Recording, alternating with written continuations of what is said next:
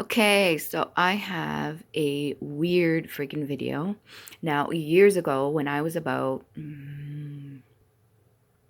I want to say 12, maybe 13, I think. So, my mom and stepdad used to take their horses that they had, okay? At one point, they had horses, and they used to take them to a farm. And once in a while, my brother or I would go out, we would do the chores, right? That's grooming the horses, tacking them, bringing them in, feeding them, cleaning the stalls, cleaning their shoes, like their hoofs, and also going out on the trails. And clearing trails for the horses.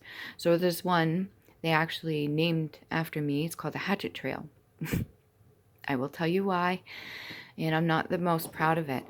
So there's more to this too. I think there's a lot of symbolic meaning as well, and there's other darker meaning in there as well. So I'm going to start off with the meaning of the big toe, okay? So the big toe is associated with the throat chakra. That could also be your speech, all right, which represents communication and self-expression. If a person has a lump in their throat from swallowing their truth, their big toe may reflect this. So maybe there's pain or something. The big toe is also associated with the element of ether, which represents destiny. Keep this in mind, please. Okay, so now, continuing. When I was on the trail, we went out, and I think my brother was given one. I was given one, brand new. Well, I don't know if it's brand new, but it was sharpened up good. Good. And we were each given a hatchet. And so as we're going through the trail, some of the trees, they'll have raised up roots. Fair enough, right? It's a tree. It's growing where it's supposed to. So these roots can be kind of dangerous to horses because they can trip over them. However, most horses I've met are not stupid. And they're pretty good. Just some of them lack spatial awareness when it comes to a person being on them, and they'll run you into a fucking tree. Anyways, so the roots come up, and what I did is, here, maybe I'll put that there. So like there's a root coming out of the ground, and it was a green root, mind you, okay? So I had put my foot on it to hold it in place, even though it was already in place, and I had the hatchet in my right hand. And I began to chop at this root of this tree, okay? Perfectly good tree. Not doing any harm to anybody. So I'm chopping away. Anyways, so it slips, and I end up hitting my foot, okay? I didn't lop my toe off. I just hit it.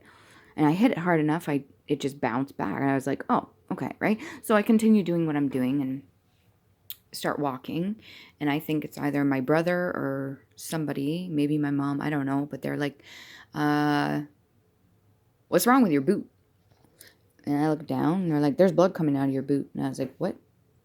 I look, and it was sliced nicely. These were my nice boots, brand new ones, I think, or good ones. And so I sit down, my mom takes my boot off, take the layers of socks off, or try to anyways, and it just gushing blood everywhere. And so we had a dog at the time. He had a scarf, I think, or maybe a lady had a dog with a scarf, something to do with the scarf. And the lady gives the scarf over, and they wrap that around, and they tie it tight, right? And we're already part of the way into this trail, and it's quite a hike. So I don't know how far the distance was, but my stepdad had to have me get up on his back like a piggyback, and he had to carry me back to the van so they could take me to the hospital. He did make a comment about my weight and said, after this, you're going to Jenny Craig, which would be funny to some, but I was just a 13-year-old girl, and I took it really, really personally. Anyway, so we get to the hospital, and they set me in a chair, and they roll me into the hospital, and I'm bleeding all over the floor everywhere. And the nurse is like, somebody clean this up. We don't need our patients to see this, or probably to slip on it, right? And we get in there, and again, the treatment wasn't the greatest, and they send me in, and they cleaned it up the best they could. They started picking out the fibers of my sock, and they sent me over to this other room to get stitched up. And the doctor started going at it, and he forgot to freeze the top part of it. And I was like, what the? I could feel that. He's like, oh, sorry. So I guess it was a student or something like that.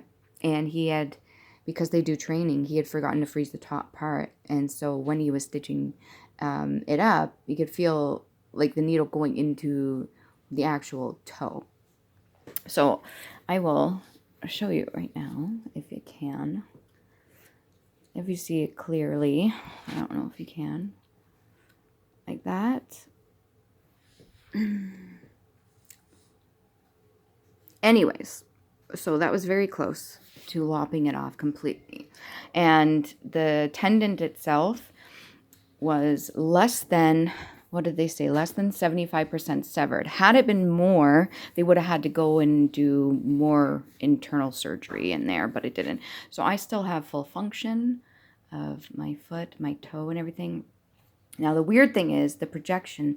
I was treated really poorly when I went into this hospital setting, and I'm just a kid, and just the whole idea of that and it being the throat chakra, I thought that's really weird and symbolic. The energy itself that ended up being transmuted into me putting that through my foot was very symbolic, and it was really freaking weird if you ask me, and a little suspicious, but I'm not going to go much further into it. You could take that however you want to take it, but I thought it was very interesting. And yeah, very, very weird story. But the fact that I decided to look up the meaning for it, it was very interesting to me. And I'm glad I still have my freaking toe. But I ended up getting a hatchet, and the funny thing is I needed one from the backyard. And the first thing I checked on it was whether or not it was sharpened. It's got a guard on it, which is good.